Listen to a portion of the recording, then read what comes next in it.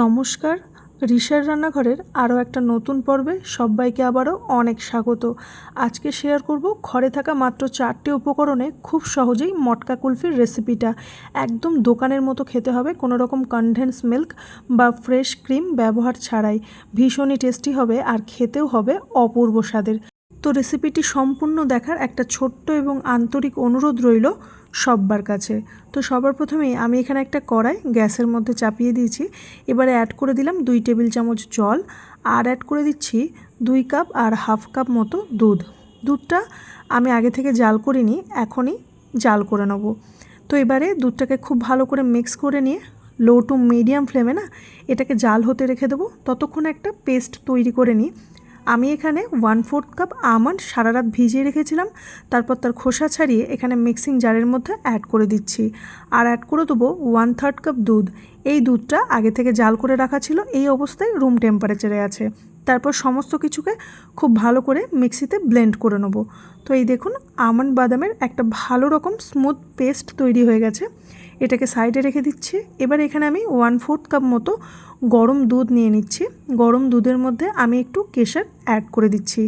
আমি বাদাম কেশর কুলফি বানাচ্ছি, তাই কেশর ফ্লেভারটা এখানে অবশ্যই ব্যবহার করেছি। আপনারা যদি চান তাহলে এটাকে স্কিপ করতে পারেন, শুধুমাত্র এলাচের গুঁড়ো দিয়ে এই রেসিপিটা তৈরি করে নিতে পারেন। তো এই পর্যায়ে দেখুন দুধটা বেশ ভালো মতো ফুটে গেছে, আর আমি এভাবে কন্টিনিউ এটাকে নাড়তে থাকবো যাতে এর তলাটা কোনোভাবেই ধরে না যায়। মিডিয়াম টু লো ফ্লেমে দুধটাকে এভাবেই জাল করে নেব। এবারে এই স্টেজে আমি অ্যাড করে দেবো আমন্ড বাদামের পেস্টটা। তারপর আমন্ড বাদামের পেস্টটা অ্যাড করে খুব ভালো করে কন্টিনিউ এভাবে নাড়তে হবে যাতে কোনোভাবেই আমন্ডের পেস্টটা কড়াইয়ের তলায় না লেগে যায়। তো এইভাবে নাড়তে নাড়তে দুধটাও বেশ খানিকটা ঘন হয়ে আসবে, প্রায় হাফ হয়ে আসবে। বাদামের পেস্টটা দিয়ে বেশ কিছুক্ষণ রান্না করে নিয়েছি। আমি এখনও পর্যন্ত কোনো রকম মিষ্টি এর মধ্যে ব্যবহার করিনি। এবারে কেশরে ভেজানো দুধটাকে এর মধ্যে অ্যাড করে দিলাম, আর অ্যাড করে দেবো হাফ কাপ মতো চিনি। চিনিটা আপনারা আপনাদের টেস্ট অনুযায়ী একটু কম বেশি করে নিতে পারেন। এখানে অল্প একটু এলাচ গুঁড়ো আমি অ্যাড করে দিচ্ছি। তারপর সমস্ত কিছুকে খুব ভালো করে মিক্স করে নিয়ে আবারও বেশ কিছুক্ষণ জাল দিয়ে নেব, আর কন্টিনিউ এভাবেই নাড়তে থাকবো যাতে চিনিটাও খুব ভালো মতো মেল্ট হয়ে যায় আর আমন্ড বাদামটার পেস্টটা কড়ায় না লেগে যায়। তো এইভাবে বেশ কিছুক্ষণ নাড়তে নাড়তে দুধটা প্রায় হাফ হয়ে আসবে। তো এই পর্যায়ে দেখুন খুব সুন্দর একটা কালার চলে এসেছে কেশরের জন্য, আর দুধটাও বেশ ঘন হয়ে গেছে আর প্রায় হাফ হয়ে গেছে। তো এবারে এটাকে নামিয়ে একদম রুম টেম্পারেচারে আসা অবধি ঠান্ডা করে নেব। তো এই পর্যায়ে মিশ্রণটা দেখুন একদম রুম টেম্পারেচারে চলে এসছে। এবারে এখানে আমি দুটো মটকার মতো নিয়ে নিয়েছি। আপনারা চাইলে বাড়িতে থাকা যে কোনো মোল্ডে, কাগজের মোল্ড কিংবা অন্য কোনো এয়ারটাইট কন্টেনারেও এটাকে তৈরি করে নিতে পারেন। আমি এর মোল্ডগুলোর মধ্যে কুলফির যে মিক্সচারটা তৈরি করলাম সেটাকে অ্যাড করে দেবো, আর ওপর থেকে একটু ডেকোরেশনের জন্য আমন্ড বাদাম কুচি আর একটু কেশর অ্যাড করে দিচ্ছি। তো এটা একেবারেই অপশনাল, আপনারা চাইলে এটাকে স্কিপ করতে পারেন।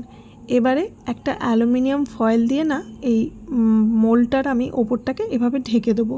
হাতের কাছে যদি অ্যালুমিনিয়াম ফয়েলটা না থাকে তাহলে বাটার পেপার দিয়ে ঢাকা দিয়ে একটা গার্ডার দিয়েও মুড়ে নিতে পারেন, বা কোনো কিছু ঢাকা দিয়ে এটাকে তৈরি করে নিতে পারেন। এবারে এটাকে ডিপ ফ্রিজে রেখে দেবো সারা রাতের জন্য। তারপর নেক্সট দিন আমি এটাকে সার্ভ করছি। আর এই যে দেখুন আমি ফয়েলটা সরিয়ে দিলাম, একদম দোকানের মতো কুলফি মালাই তৈরি হয়ে গেছে। ভীষণই টেস্টি হয় খেতে, আর একদম ঘরে থাকা উপকরণে খুব সহজেই এটা তৈরি হয়ে যাবে। তো এই দেখুন কুলফিটার একদম পারফেক্ট টেক্সচারও এসেছে। তাহলে ঘরে থাকা মাত্র 4টি উপকরণে কোনো রকম কনডেন্স মিল্ক, কোনো রকম ফ্রেশ ক্রিম ব্যবহার ছাড়াই একদম দোকানের মতো মটকা মালাই কুলফি তৈরি হয়ে যাবে। একবার হলেও এই রেসিপিটা ট্রাই করে দেখতে পারেন। বাড়ির ছোট থেকে বড় আশা করি সকলের ভীষণ ভালো লাগবে। রেসিপি ভালো লেগে থাকলে চ্যানেলটিকে সাবস্ক্রাইব করে আমার পাশে থাকার অনুরোধ রইল সব্বার কাছে।